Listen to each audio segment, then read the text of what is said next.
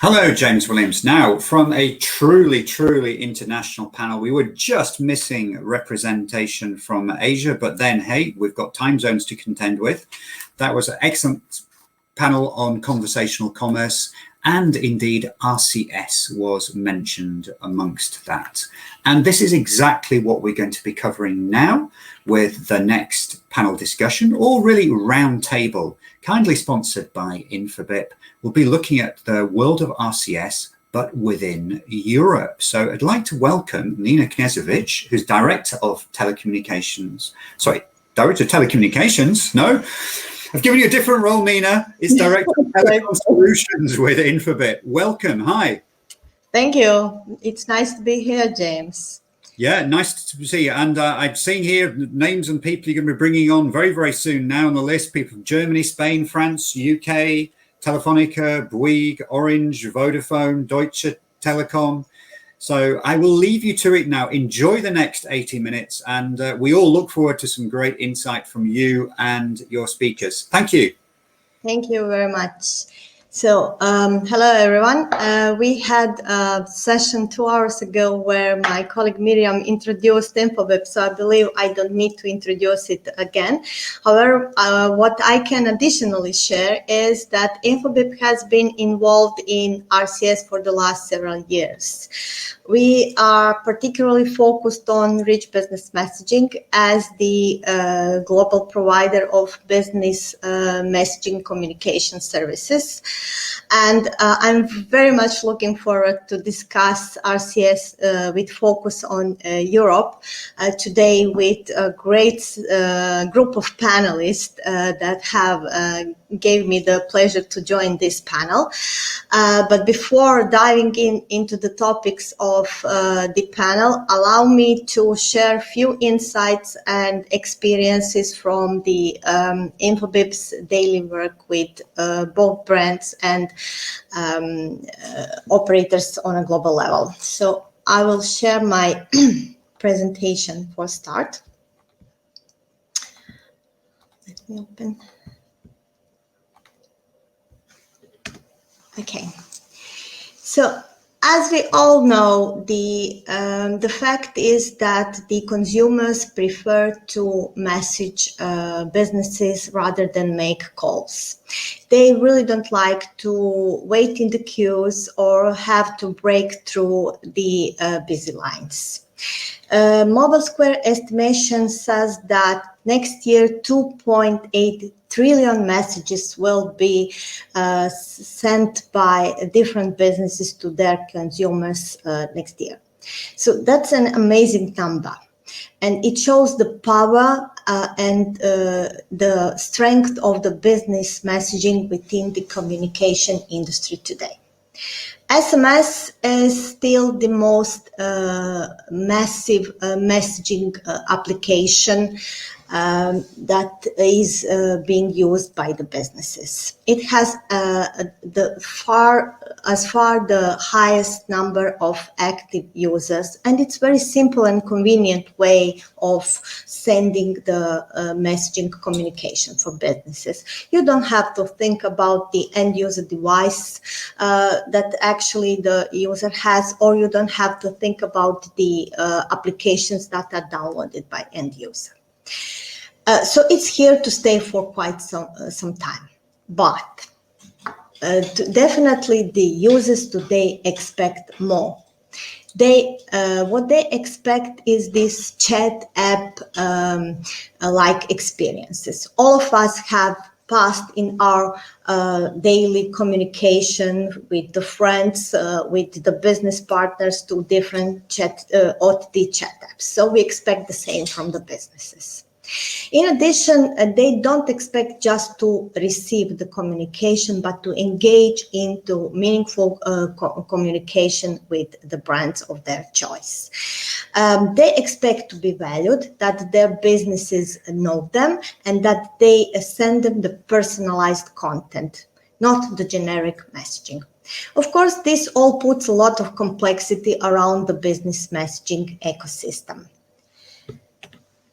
As I said, we are working with the brands globally every day. And the Infobip team has conducted the research lately, which showed certain results, which I would like to share here today.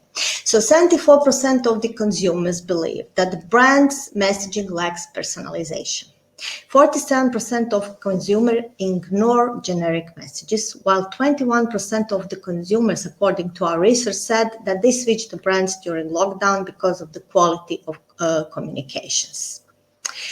The rich messaging and marketing automation enables brands to provide actually that personalized interactive experience and helping the brands to build these stronger relations with their consumers.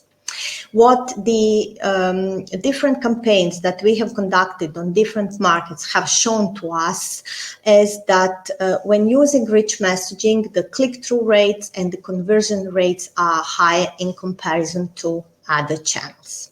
However, is actually the answer to it all in just rich messaging? No.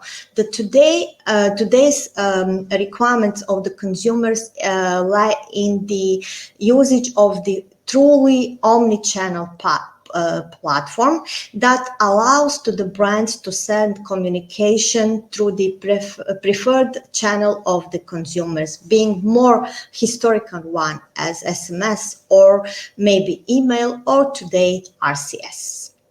Additional functionalities that are helping brands to resolve their communication needs, like having the information about the consumers' behavior, their interests and activities in order to tailor make this content for them, is also important.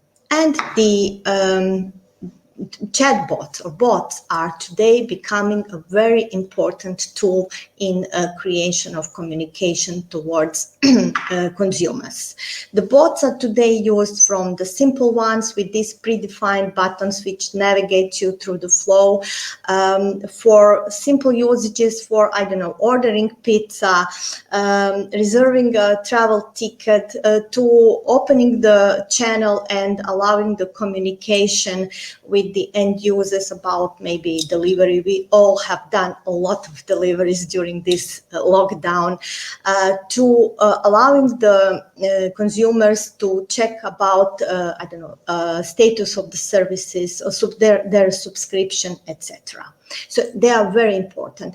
And it's also opening the field for the bots with more complex feature functionalities, such as usage of artificial intelligence and possibility of recognizing the freely entered text.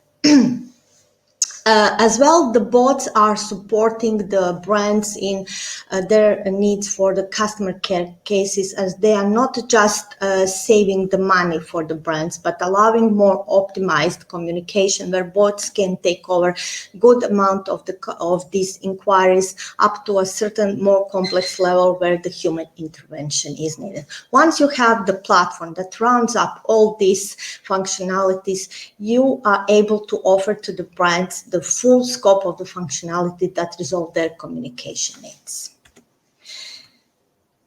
As I said, we are working on RCS and particularly on RBM for the last several years, and for us, this is a brand new channel for consumer engagement.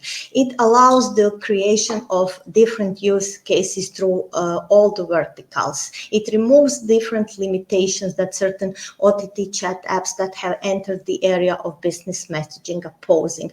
The mobile operator, as the owner of the channel, is the one that decides what can be processed through their network. So it's a visually very attractive channel. Thanks to its multimedia nature, it's really well suited for the creation of promotional cases. You can also open a channel, leave it open for different customer service inquiry, but I think it's also an important channel to raise awareness.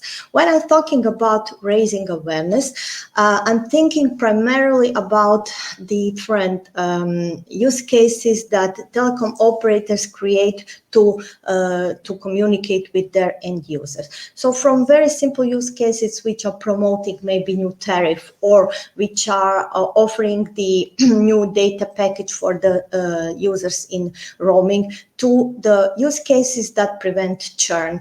For example, for this offering the promotional packages or some new services to the end users that have decided to terminate contract with telecom operators. So they have at their hand the right tools with all the information about their users to use it and to create meaningful conversation with the end users.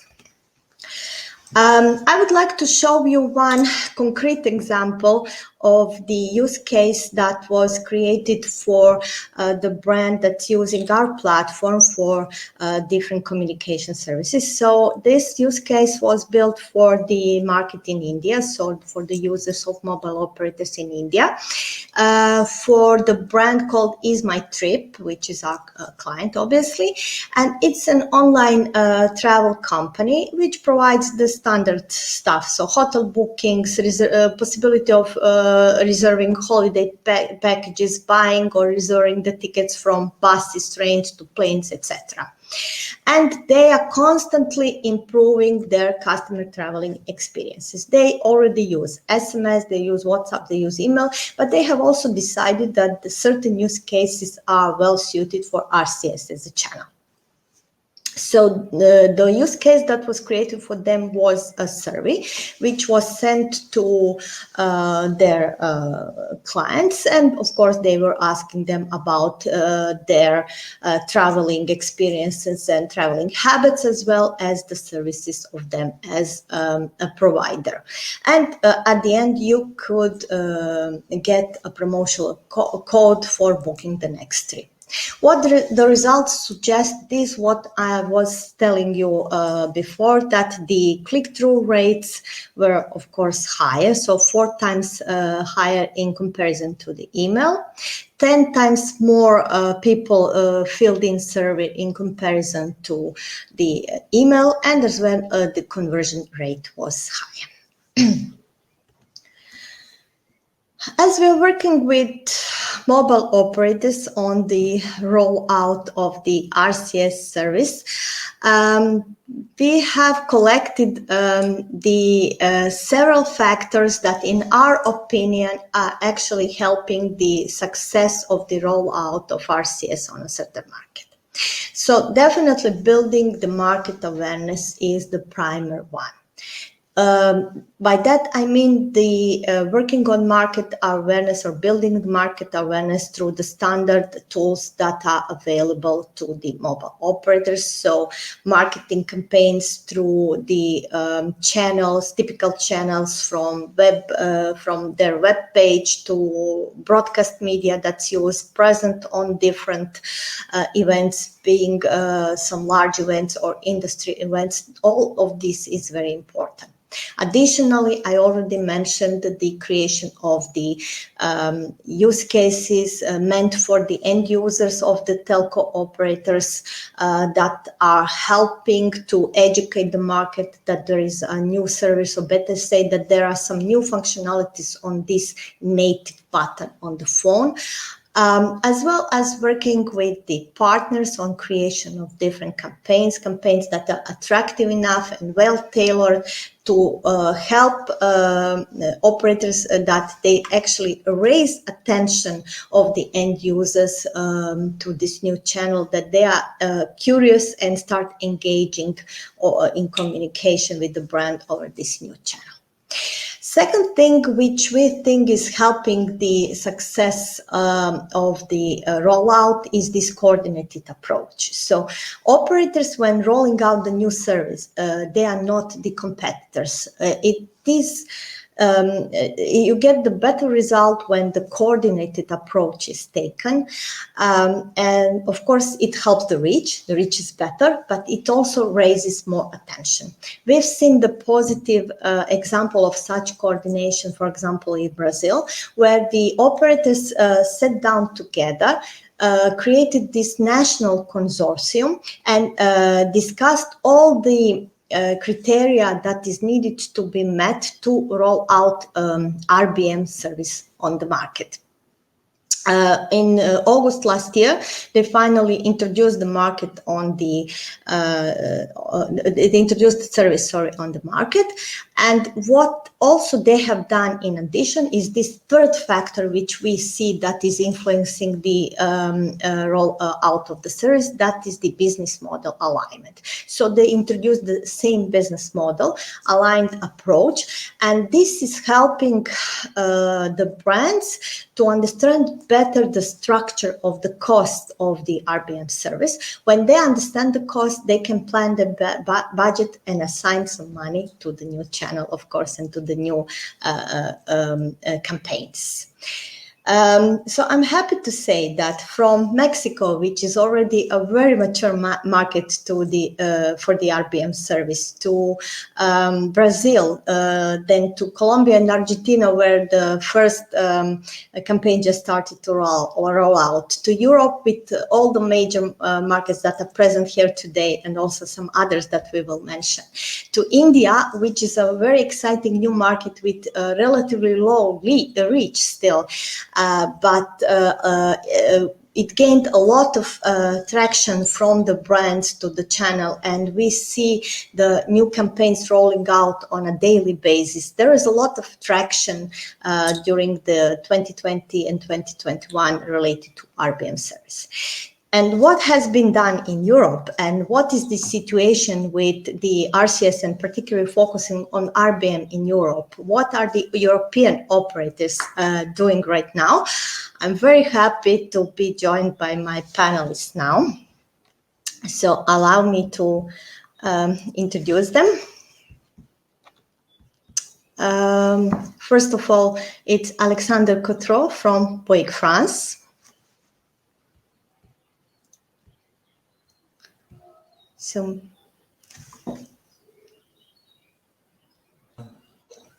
hi, Alex. Nice to have you here. Can you introduce yourself shortly? Yes, for sure. I'm Alexandre Cottereau. I'm in charge of RCS for Bouygues Telecom in France, and I'm working with all the other carriers and Google to make it as good as possible. Okay, the next one is Thomas Welzel from Deutsche Telekom Group. Hi, Thomas. You are on mute. Can you unmute yourself, please? Okay, can you hear me now? Yes. Very good. Introduce yourself shortly, please. Sure. So I'm Thomas Welzel from Deutsche Telekom Group. In very short, everything I eat, smoke, drink, wear, or breathe has an RCS stamp on in the last more than 10 years. Interesting. Then we have Alfonso Jimenez González from Orange, Spain. Hello, everyone. Well, my name is Alfonso González, and I'm in charge of RCS service in Orange, Spain. Then we have two gentlemen from UK. The first one is Robert Jones from British Telecom. Hi, Robert. Hi, Nina. Hi, Nina. Good to be here today. So my name is Robert Jones. I head up the messaging team in BT, responsible for both enterprise and wholesale, and heavily focused at RCS at the moment. Great. And Mari Findlay from O2 Telefonica UK.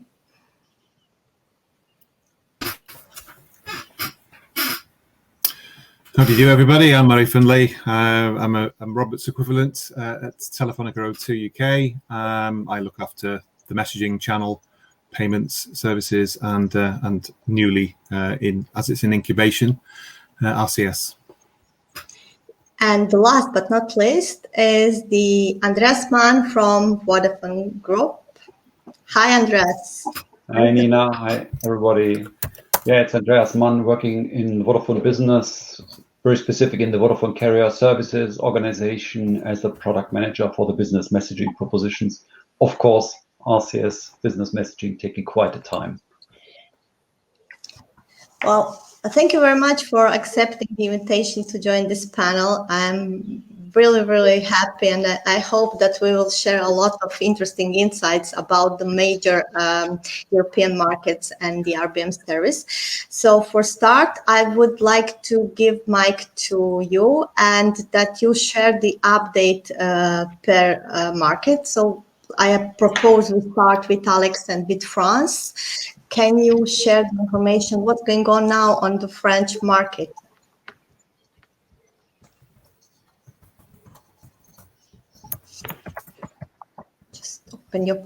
Just a second, I will open the presentation. Okay, here you go.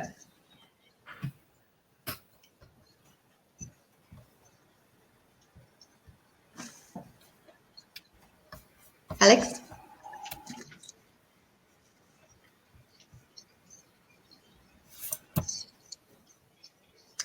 Are we having some problems hearing Alex?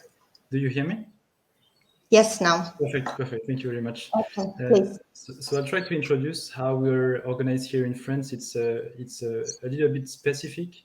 We have all the carriers, so Orange, SFR, Bouygues Telecom, and Free, who are part of the AF2M, as it is the case, I think, in Brazil, as you said. So we have an association made to to build the main multi-carrier solutions on different markets, such as payment, television, or messaging. And RCS is one of the biggest topics we have right now at AF2M. So every 2 weeks, basically, we meet the different carriers to discuss either the business model ideas we have or the issues we have to fix on the market to make RCS better. So this is on the decision side. AF2M also takes care of deontology to make sure we're protecting our end user from spams, frauds, and stuff like that. And finally, they have a last role, which is being the intermediary between us, the carriers, and the authorities. We have a lot of authorities in France to control messaging, and it's really important to have AF2M to have a very collaborative model between the carrier and the authorities. So it's really easy for the French market to take decisions on RCS thanks to AF2M. And another easy thing we have is that we all chose Google as a single enabler for RCS A2P, basically. So it's really important, I think, for us to have only one enabler to address the issues quickly and give a good solution to our aggregators. So saying all that, we started the experimental project we had on RCS last year on July 2020. Since then, the figure has changed a bit. We have 15 million A2P messages and more than 110 chatbots live on the onboarded platform, RBM. And we're really happy to have brands like Nespresso, AXA, and Galeries Lafayette. I don't know if you really know those brands in Europe, but for us, it's pretty famous. And if you click just on your screen, Nina, we can see a quick use case on the bottom of the slide right here. That's right. So I wanted to introduce you and show you what kind of use cases we can see on the market right now. This one was made by Bouygues Telecom to offer our customers discounts on mobiles thanks to different plans and offers we made. And it's typically the kind of use cases you can see on the French market right now. It's a way to be better than SMS, and this is translated on the KPI side with a lot of good insights. For instance, you have very good conversion rates compared to SMS, between 2 and 3 times the conversion rate, which is pretty good. We also have high completion, means as soon as the consumer is starting the process and start conversing with the chatbot, he really goes to the end. And finally, the most important, I think, for me, which is the thing we observe the more, is that we have new KPIs that we didn't have before, such as, for instance, we saw that the consumers were not looking at the price, but they were more looking at the quality of the photograph for the mobile phone. So it was really interesting. So this is what happened on the market. We had good insight, but we also had issues revealed with this experimental project. The main one is on the right of your screen, the reach. Today we have 14 million provision user in global in France, over the 69 million active lines. So there's still work to do. Basically, there was only Google deploying RCS on Android messages, and now we're working with Samsung a lot to deploy as many updates as we can to increase this reach. So by the end of 2021, we project to reach 21 million users. So it's a lot for us this year, a lot of work. And by the end of 2022, it will be around 26 million. Just to give you a quick overview about what's happening on WhatsApp, they have 24 million active users in France right now. So we expect to go over them by 2022, which is a bit of our goal. Wow. Well, these are really, really great numbers that you are presenting today, and you are also demonstrating the similarly to what is Infobip's experience, that the conversions are much better in comparison to more historical channels. So thank you, Alex, for your update on French market. When it comes to German market, I was mentioning the good practices which we are witnessing in our experience, and this is this coordinated approach of the operators to the rollout of the service.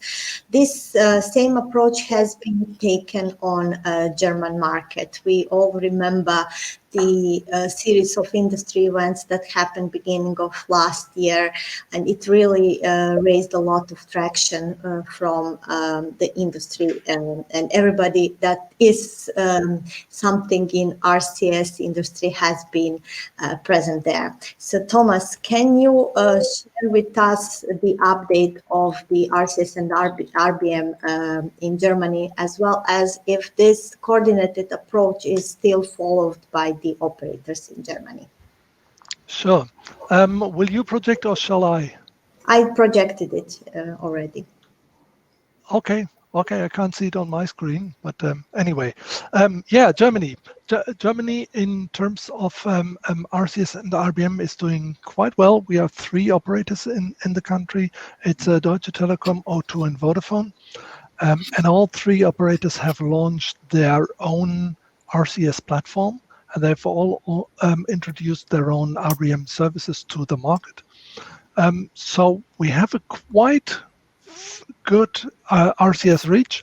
The slide says more than 20 million. I think the last figures that I've seen were 23 million a few months ago.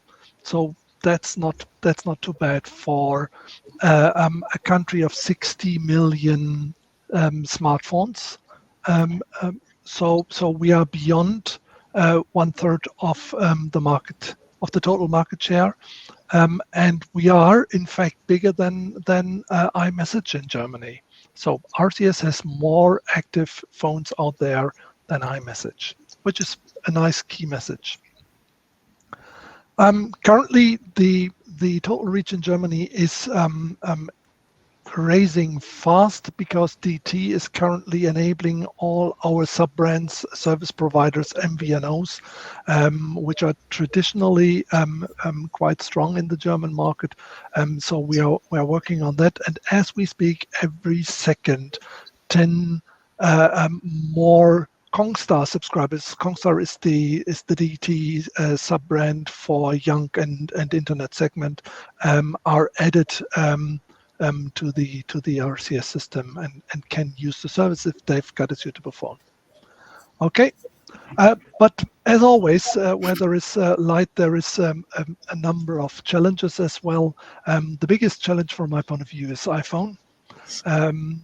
So many of our customers are not satisfied with the reach to Android phones, and we need to do more, and we need to do something collectively from the industry, from our point of view, to allow RCS being used on iPhones.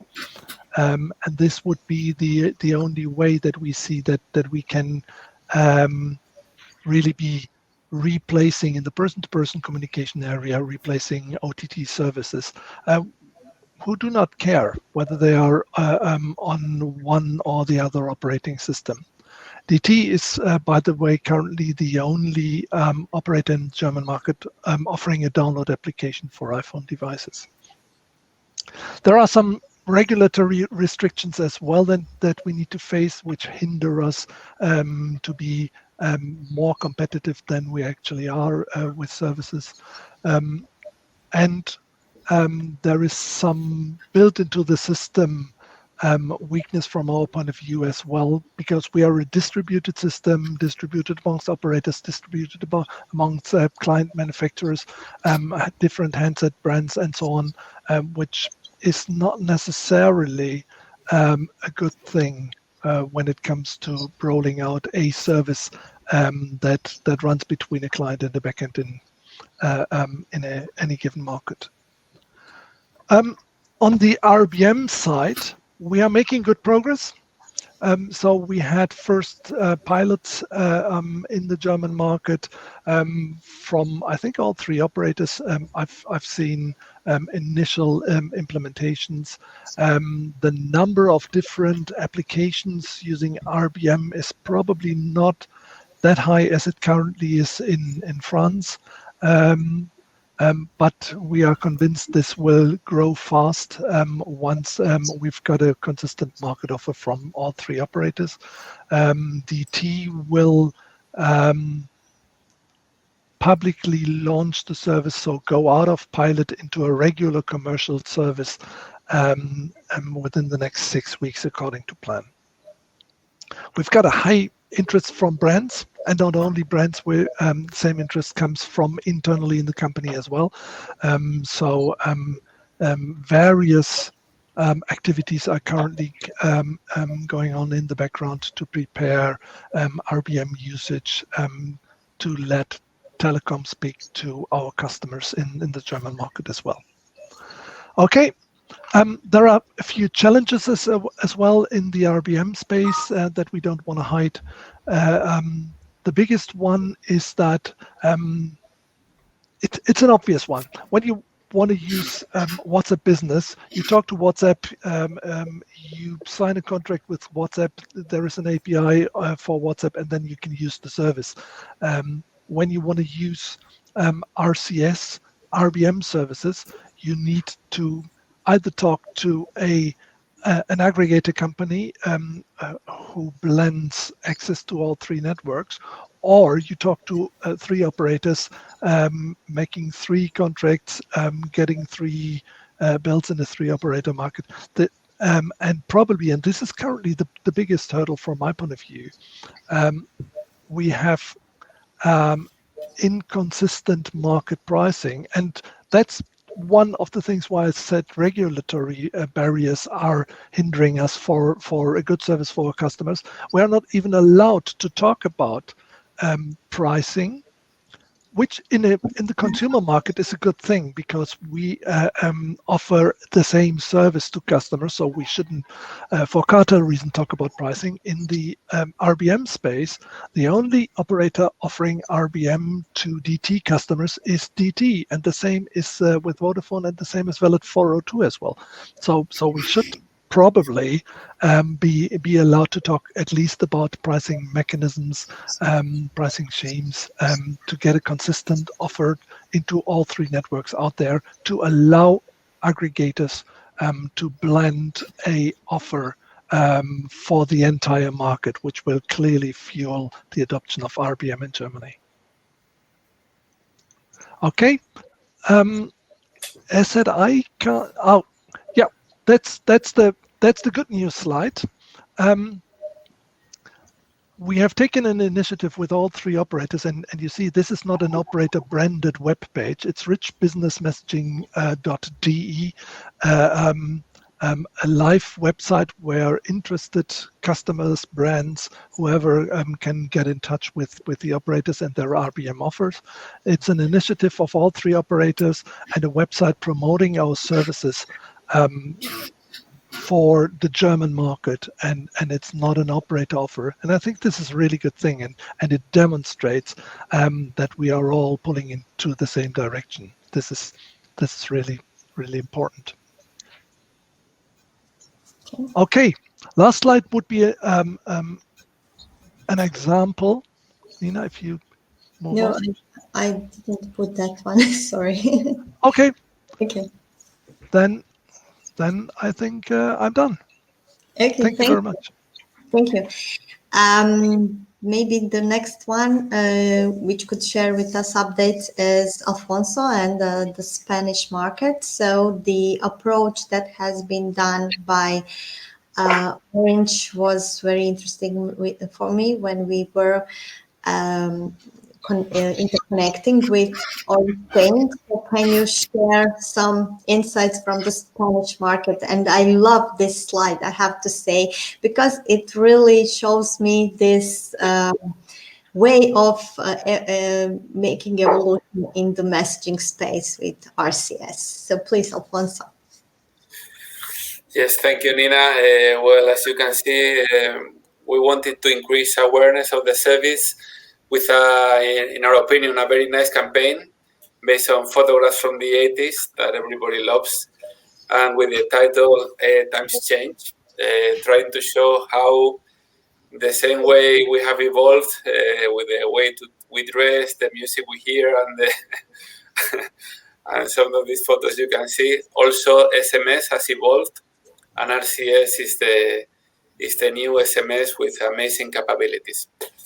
I would like to talk a bit about the Spanish market. Thank you, Nina. Well, as you can see, we are just about to reach 30% of market penetration, which is a very important milestone. When I talk to brands, they always mention this figure, that they would like to, when they always tell me, come back when you reach 30% of penetration. So we are just there. This means 13 million users in Spain, and we expect to reach 40% by the end of the year. The good news is that, well, you know, telcos usually are fighting against each other, but in this case, we have learned to collaborate, and we are working closely to make the launch of this service a success. We're having weekly meetings. We are launching service pilots. We have agreed on a commercial model and pricing. We are just to end the contract negotiations, and some of the interconnections between us are already in place and working. In my opinion, this will be the service turning point when the interconnection between Telefonica, Vodafone, and Orange is ready, and we can offer the brands to reach a big enough market size and make them willing to invest in this new channel. And as soon as the brands show their interest, I'm sure the aggregators, as Infobip, will start pushing the services. I know you are already doing pilots in Spain, and the usage of RCS will boost. If you can show the slide with some examples of marketing campaigns we have already launched. Okay, I would need to switch. So we can put it back later again. But that's the second place. So it's this one, right? Yeah, it's the one with a couple of bot examples, campaign examples. I have shared it. Do you see it now? Yeah, sorry, it's myself. Okay, yeah, I see it now, sorry. Okay, perfect. Well, what we see is that the service really is very, very interesting for the brands. I've seen so many marketing guys fall in love with the service as soon as they see a bot working, due to its visual strength and also the ease of use for the customer that can be buying a product in a couple of clicks. And as you can see, this is data from a couple of campaigns for Orange products. We can see an open rate of more than 40%. That is amazing. And an engagement rate between 10 and 20%. Much better than SMS and than email. So I think that's everything from my side right now. Okay, thank you very much, Alfonso. I'm happy that we are basically all sharing the same experiences from the campaigns that are performed over RCS. So the last update on the markets would be from UK. Mari, would you like to share your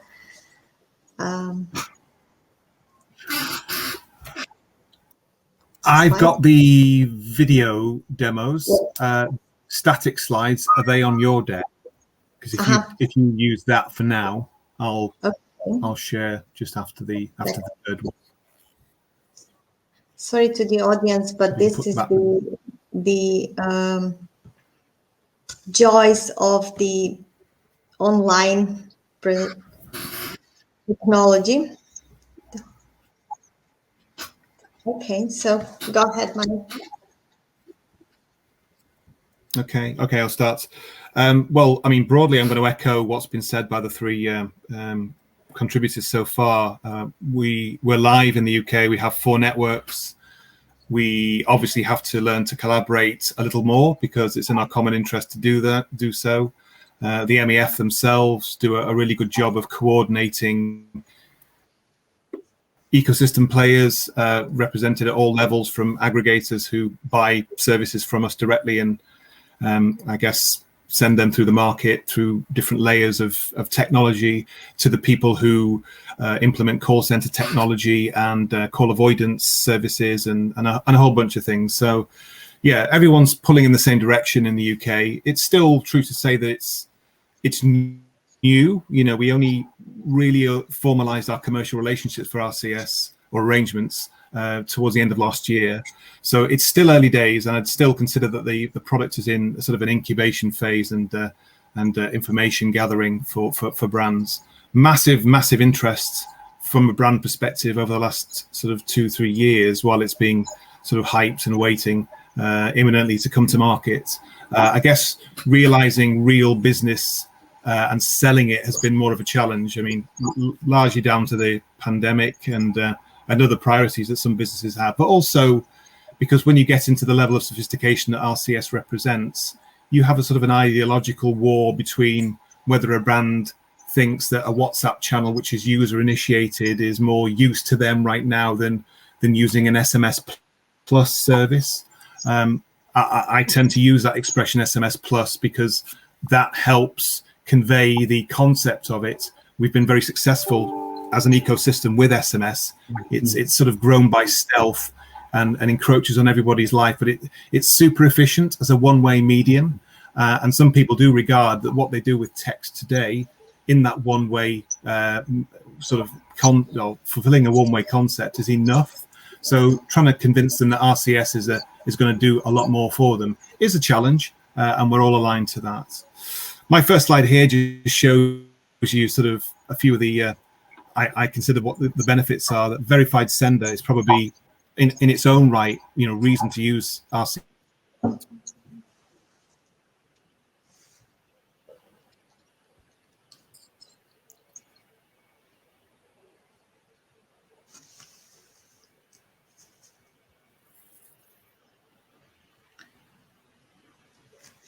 Am I the only one not hearing Mari?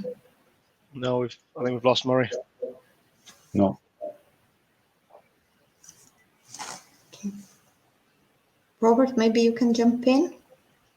There's probably not a huge amount to share after Murray's first slide, but essentially, if you look across the UK networks, we're at 12 million users at the moment live, which is a good place to be, and we're expecting to be at around 18 million users by the end of this year. So I think we're doing well, but definitely, as Murray said, work to do. We do have a slightly different structure to some of the European markets, but behind the scenes, it's probably not as formalized, but we do work together as networks, and we are sharing a similar approach. Okay, thank you. Do we have maybe Mari back?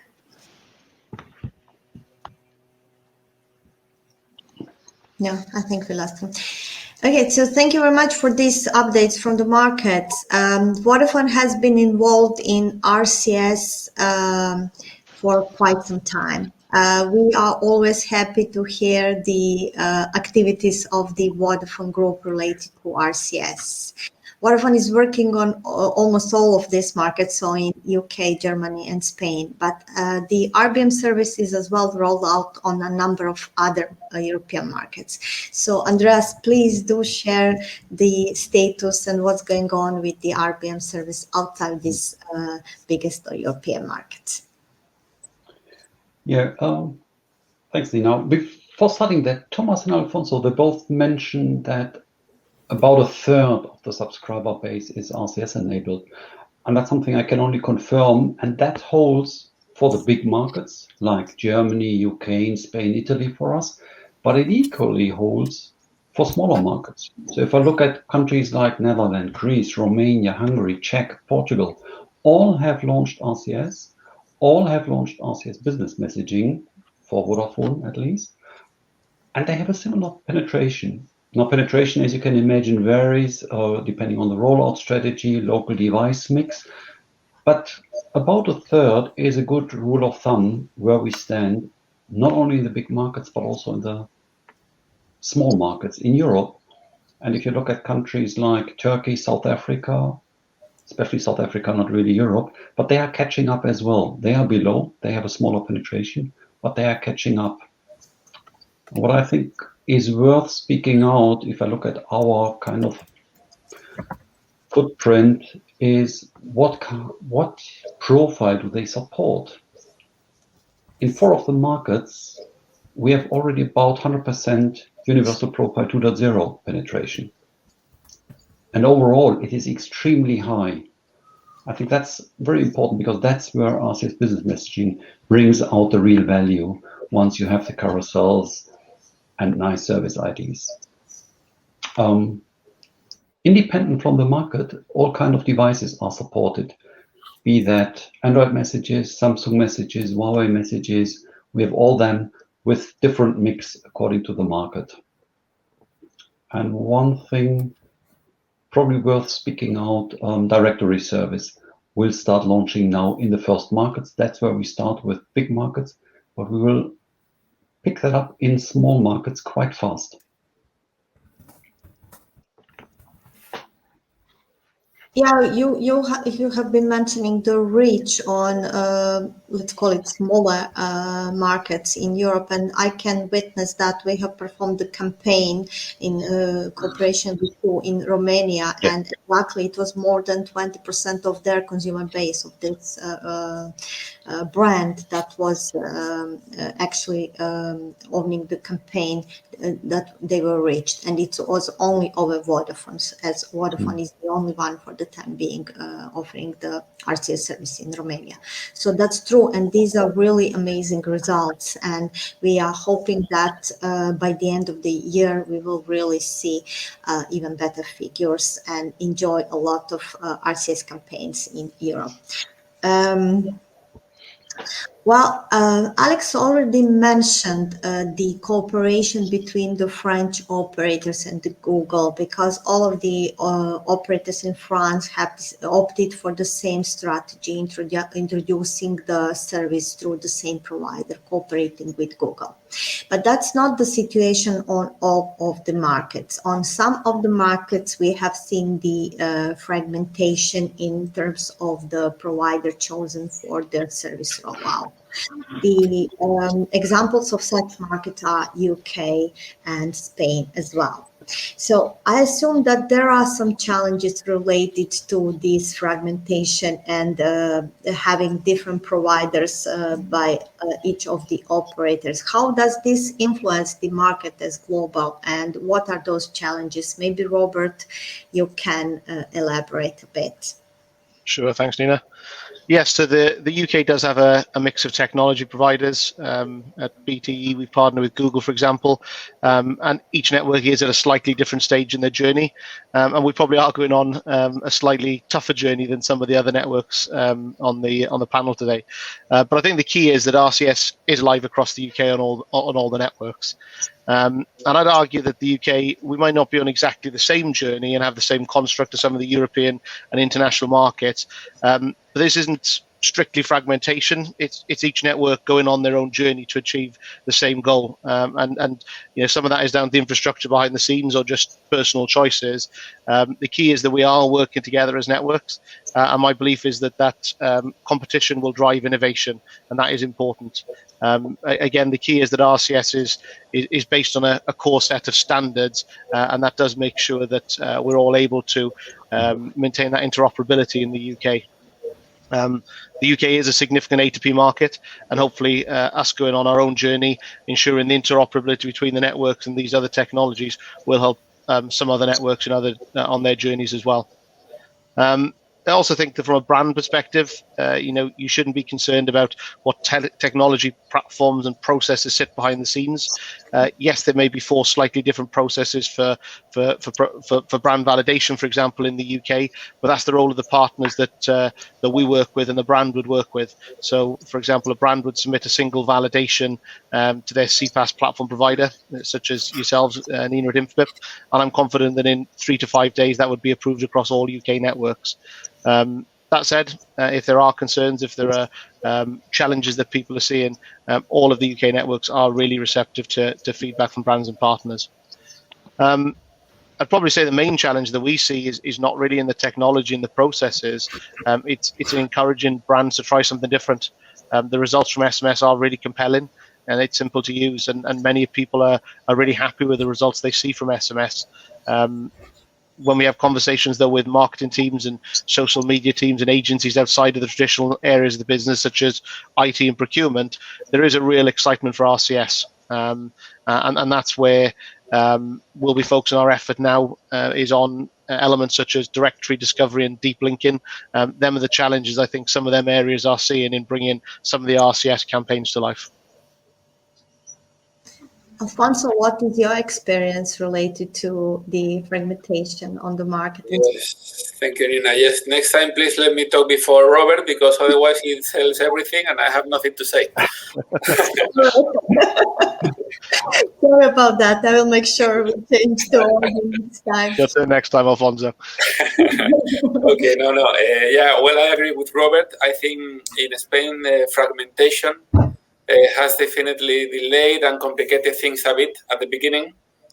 But after some initial obstacles, the interconnection between the different platforms seems to be easy to implement. In fact, we are already connected to Telefonica and it's working fine. I always like to see at the bright side of things, and I think that this diversity will allow us to analyze the different platforms, their pros and cons, and maybe eventually migrate to a federated solution, or as Robert said, to make the different platforms to compete against them and provide the best solution. Okay, so to give the chance to the third one to also maybe repeat the same. So, Alex, the French market is totally opposite. Using all the operators are using Google, but I'm sure that you also have some challenges on the market. What do you see as the main challenges related to, let's say, stronger usage of RBM and more brands using RBM on the market? Yeah, sure. We still have a lot of challenges on RCS. Even if we have the same enabler, there's still some issues to fix. But the power of having everybody on the same side and having the same enabler makes it easier for us to address quickly the issues and fix it quickly as well.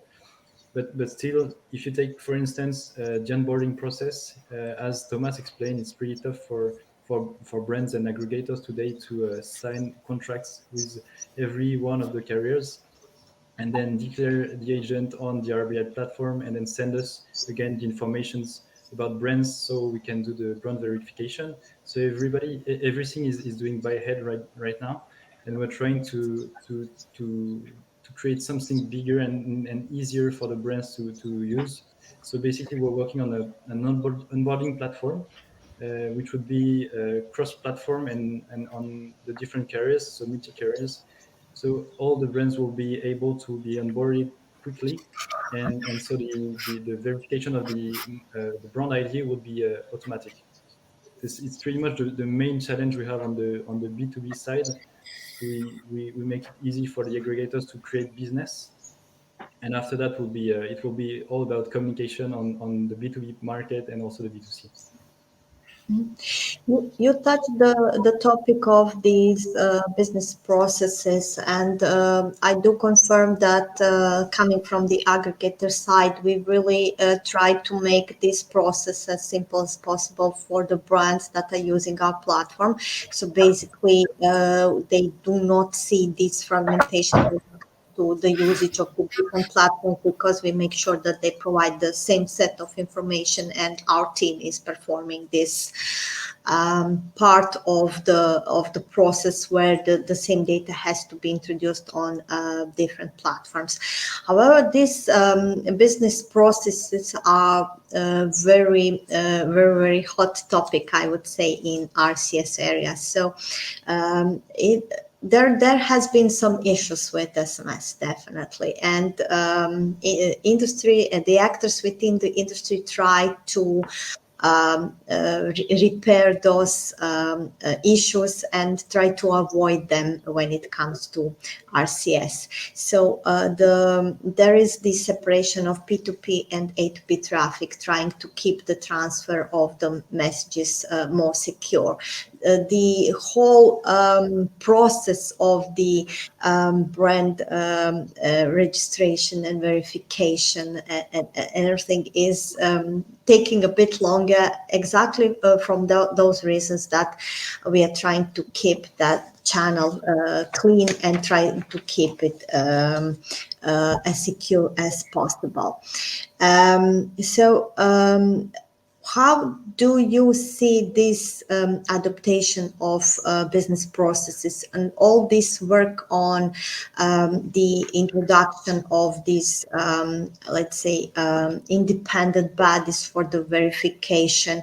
What is really important today for the brands and for you as an operator in this area? And what has been done on your market? So maybe we can start from Mari to give him now the chance to talk. Yeah, hello again. Yeah, okay. Yeah, no, it's a fair question. I don't think it's the first time we've had to undertake or tackle the challenge of this nature. If you think about how payment services run today with premium rate text, a charity donation service, fundamentally, in order to get that up and running and live, you have to embed it on 4 networks. You have to take that through a validation process with each. Every network's got their nuances and their own sort of scrutiny processes that they apply. That doesn't really affect the charity that needs the code live.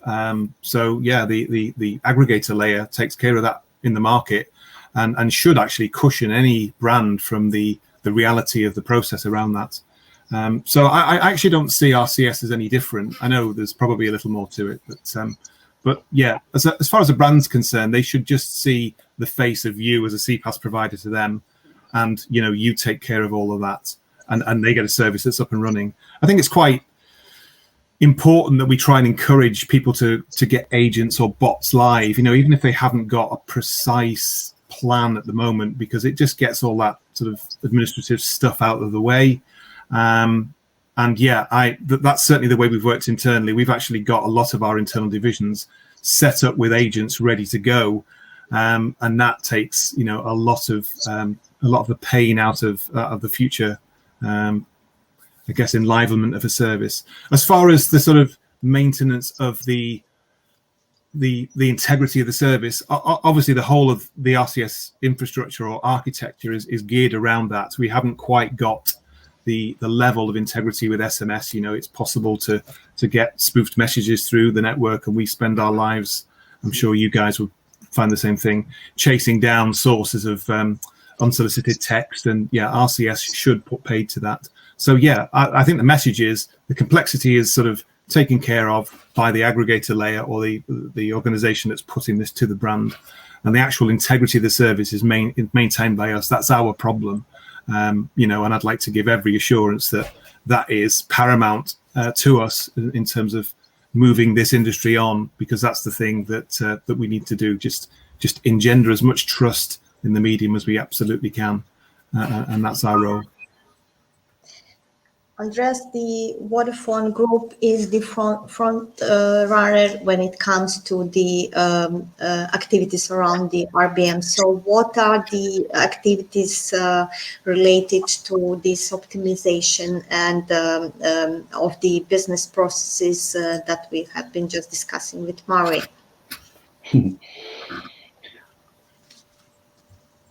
Difficult question. Let me start with one thing before coming to this kind of complexity about this verification, how to optimize that. One of the things we have done is launch a lot and use the RCS business messaging internally as well. We have some markets which have run up to 200 campaigns internally with the high engagement rates. And when you think that through and you want to scale that, the question becomes, how can you do this? Now, we started probably as everybody else in this call with very labor-intense processes, exchanging forms, defining what information do I ask a brand or Infobip or another company, another aggregator CPaaS provider to share with me. How do I process that internally? Additional complexity for us, very specifically, if we do this centrally as Vodafone Carrier Services, how do I get a buy-in from a specific market? Because in the end, the approval or the kind of verification request has to be done on a per market basis. Now, what we have done is we have started doing it. We have good templates. The next thing is, in order to scale, to provide at least a web-based solution, which makes it far more efficient for partners, brands, CPaaS provider, aggregators, however we name them, to enter the data, and internally to have the workflows which would automate the controls, the approval process, up to automate the provisioning process. That's how we want to tackle it, and it's especially for the campaign approval or use case approval, as we call it, and the brand verification, automate those. These are the high volume processes that we identified. Okay, thank you. Thank you for your elaboration. I think you mentioned it a few times, but would you be able to provide more details on the cooperation how do you see the cooperation with the partners such as Infobip? I know that on different markets, our teams are working together on go-to-market strategies through performing different activities. From, of course, building the different campaigns to having to being together on different events to having the different developer boot camps, etc. So how do you see this cooperation? What do you think is the most valuable for you as an operator within this cooperation? Which parts you find that help you the most in go-to-market strategy? Thomas, maybe you can share your thoughts from the German market. Sure. So currently, we see that the operators are just providing a channel, but a channel is not a service to brands, and there is a missing link in between. And we think that companies like Infobip are this missing link. We expect them to hold the relationship with the brands. We expect them to route the messages accordingly to the networks, and at the end of the day, they are making the offer to any of the brands out there. So I don't think that operators in the foreseeable future will jump into that gap or into that role. It's not really a gap; it's filled. So we're not going to jump into that role in the next couple of years at least.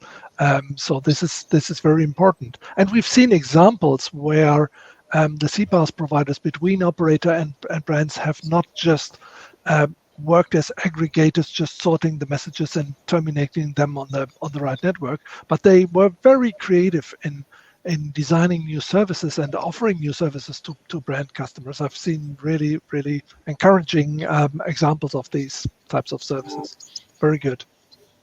Thank you. Robert, we have been working on some projects also together. What is your thoughts about this type of cooperation? What do you find the most valuable? Yeah, absolutely. I'd echo what Thomas said there. So we see our partnerships with our wholesale partners as key to the success of RCS, as you own many of those customer relationships.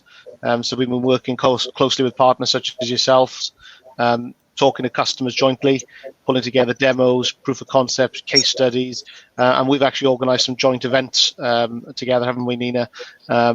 Where we've been presenting to developers and marketeers. So if somebody is interested in getting into the detail of RCS, not just looking at the headline details, watch out for the next one. But the key for me really is to realising the value of RCS is getting brands to start converting their SMS campaigns into RCS, taking advantage of some of those features such as chip lists and read receipts. But the real power lies in the rich media and the carousels and bringing this richer message into life for customers. And that's what I'm really keen for brands to see the power of. Some of my colleagues on the call have mentioned we're seeing click-through rates 5 times that of SMS, conversion rates in the range of 3 to 5 times that of SMS. And for us as a network, RCS is our default channel of comms now. It's that powerful. I think you asked the question on what's the most important point. For me, it's just try it. I'm confident once people have tried RCS that they're not going to go back to using SMS.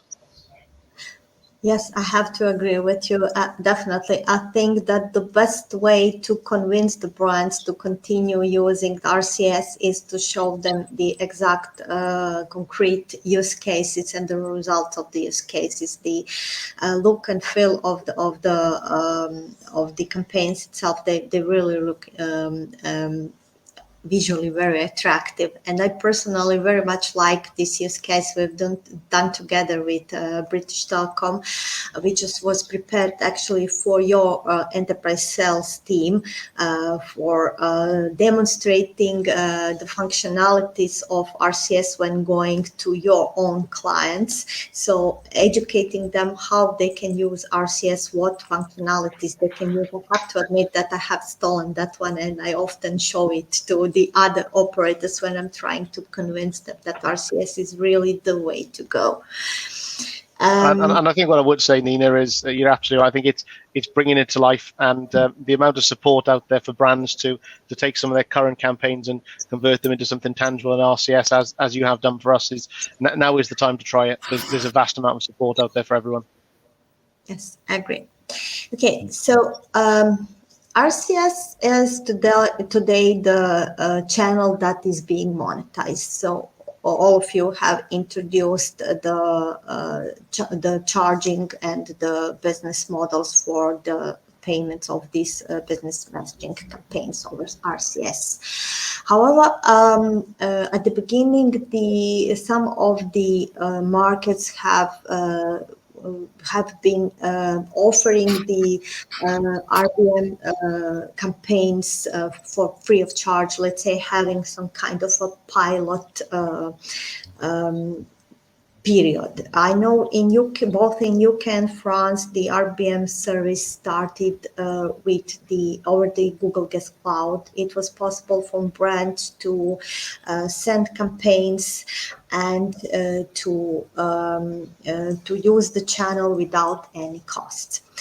So how does this introduction of monetization influence the early adopters? Do you see that brands stay on the channel, or they are changing their mind once they realize they have to pay for the campaigns?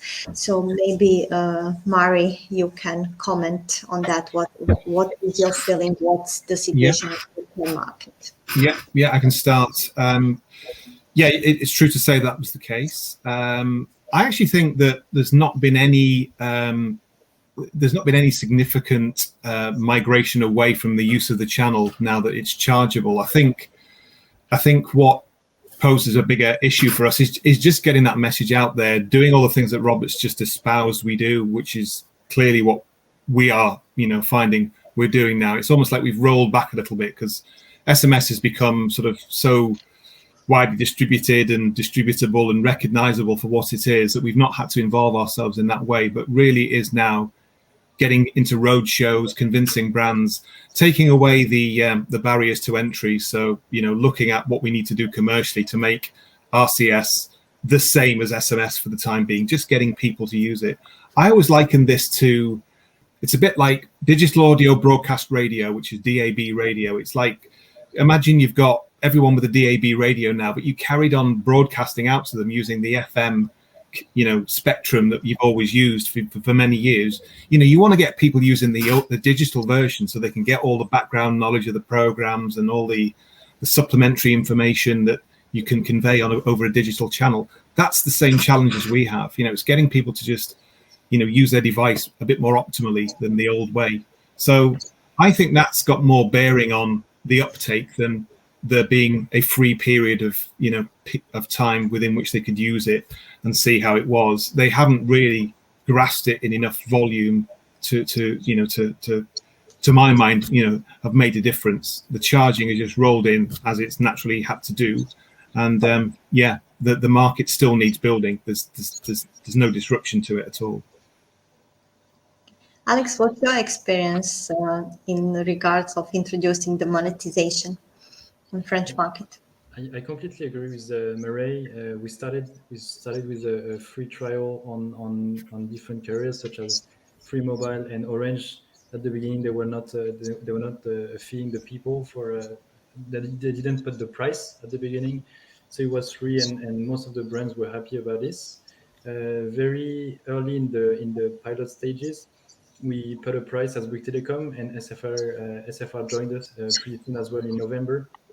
And it didn't really block the brands from using RCS. I think it was more the effect of COVID that prevented them from trying something new, some new technologies. They were stuck in GSM, but I think this year with hopefully the situation getting better, they will try to go and try the new technologies, and among them RCS.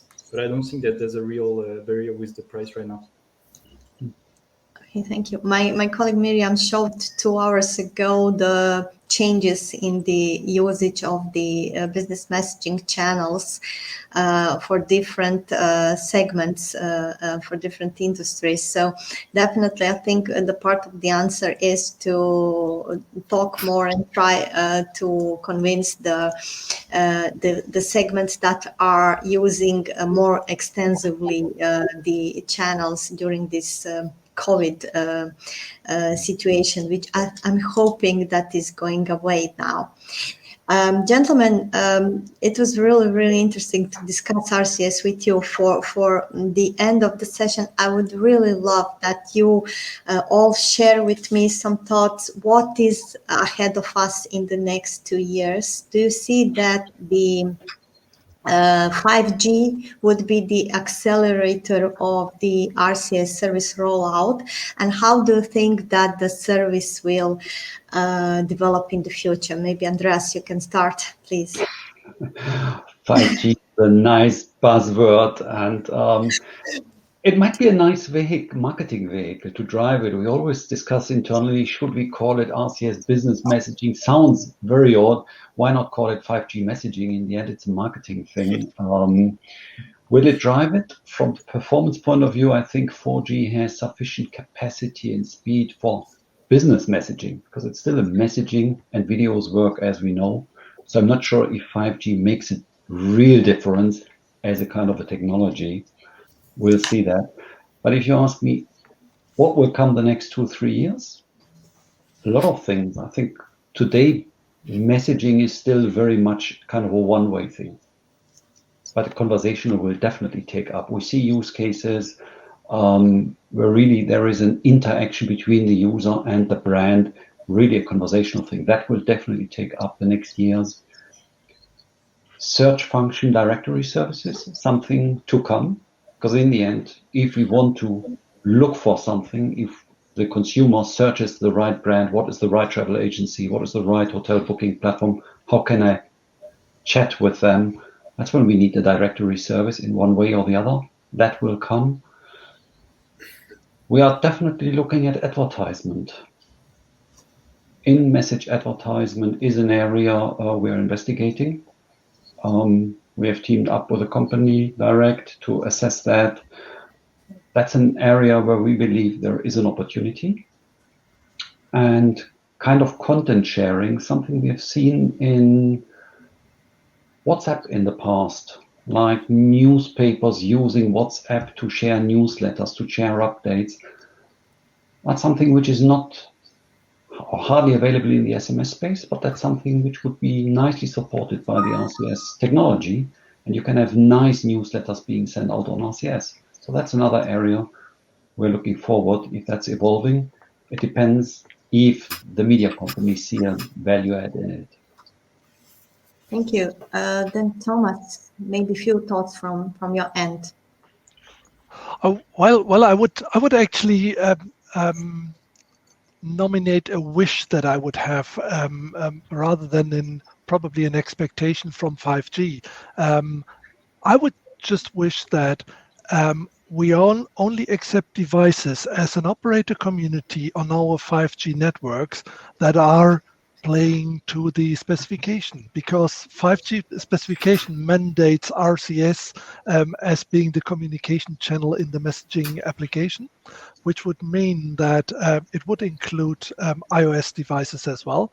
And that would be a nice situation, and it would be the ultimate push for RCS communications if we just would ask handset developers and handset makers on a global scale that they just play by the rules. Okay, thank you. Not sure whether it's going to happen or not, but we'll see. Thank you. Alfonso, yes, your thought for the end. Yes, well, apart from what Thomas just commented, which is very interesting, I didn't know about this. Well, I don't see any other advantage of 5G for RCS. Is the current delays, I think, are adequate and work pretty well. I expect the service in Spain to take off commercially at the end of the year, and I hope that it will have a strong contribution to our budget in 2023. And I hope also that we're able to explore the possibility of sell things in channel, the payments in the channel. I mean, we can see before we used to look at the US to see what was coming. Now we can look at China to see what is coming. And we can see WeChat with these amazing figures of thousands, or hundreds of thousands of millions of euros with this service. So I expect to get a piece of this cake also in Europe. Okay, so quick thoughts from Robert and Mari that we try to answer at least one of the questions from the audience. So Robert, go ahead, then Mari. Sure, yeah. So we've primarily got two work streams. One is to ensure that as many users are making use of RCS as possible. So we're optimizing the onboarding experience with Google, removing any barriers to activation, and driving consumer awareness. We want to make it a compelling channel for consumers. And the second then is developing the ecosystem, which my colleagues on the call have mentioned. So it is about deep linking, discoverability, and directory. I guess the one nobody's mentioned that we are working on is something we're calling RCS Lite. Google would call it RCS Basic, and that is converting, so working with some of the partners, the wholesale partners, to convert an SMS into an RCS in flight. So it's not about offering pictures and using the full experience of RCS, but it is offering some of the benefits of RCS to brands, primarily a read receipt and brand validation. So it's offering some of the features of RCS without having to go to the complexity, perhaps, of getting a brand team involved, creating a campaign, etc. So we're recognizing that not everybody wants the full features of RCS. Right. Yeah, just to sort of add to what's been said already, I think there's two. I see RCS sort of sitting in two silos. It obviously getting optimal performance of the channel and getting it out there as much as we can to sort of replace and better what SMS does today as a standalone piece of capability is one big thing for us. But I also see in the next 2 years it playing out with with Google Discovery. I mean, Google and Facebook will be waging a war shortly because each one is trying to kind of win the battle of promotional B2B activity. So businesses on WhatsApp, etc., and discovering businesses through WhatsApp it will rattle Google. So I see RCS as being the sort of MT channel to the Google business messaging proposition that will hit the market shortly, whereby you'll go out of a Google search or a map search into a company and you'll come back using RCS as the return channel. So I see RCS as a standalone thing. It's very necessary and part of what we're doing to get it out there and established, but it will also be a complementary element, I believe, to Google business messaging. So that's the big thing set for the future in the next 2 years to me. Yeah.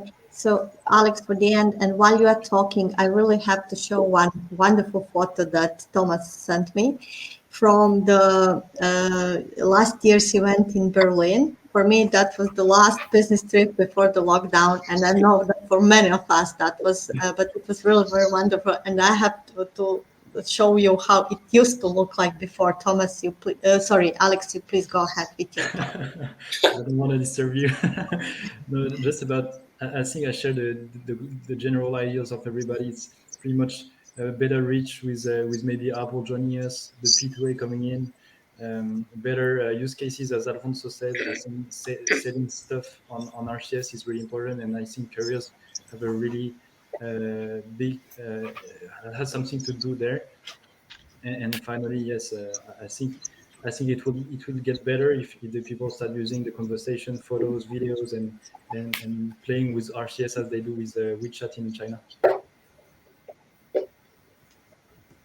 So thank you for your thoughts. I really hope we are getting back soon to this setup that we've seen on this photo. And colleagues, before we finish our panel, there was a question from the audience related to the prevention of unsolicited RCS messages. I believe we said a lot about the business processes, about the separation of P2P and A2P traffic and trying to keep the channel clean. But if somebody would like to give a few thoughts how we can prevent the channel from unsolicited messages. I'm happy to give some thoughts. I think it's using the features of RCS. So for us, we are working with Google at a handset level. Google or Android messages has spam filtering built into it. That's on SMS and RCS. But brand validation is going to be a huge benefit. So really validating those channels and preventing, a lot of the spam on SMS comes from SIM farms, from pay-as-you-go SIM cards. So being able to more tightly control those channels and business messages only to originate from the business messaging channels, because of brand validation will make a vast difference to RCS. Thank you. And to add these to are that, all big ticket items for the network as well, I would say. Cleaning up the channel from spam and ridding ourselves of spam they're all mainstream initiatives at every network, I would say, these days. Thomas, you also wanted to say something, I believe. Yeah, and that's very important. I completely share what has been said. Deactivation of any misbehaving market player, no matter whether you're on Google or you're on your own platform, is just one click away for any of us operators, and that's probably the most powerful switch that is built into our RCS systems today. Mm-hmm. So we can avoid that our customers are going to be spammed.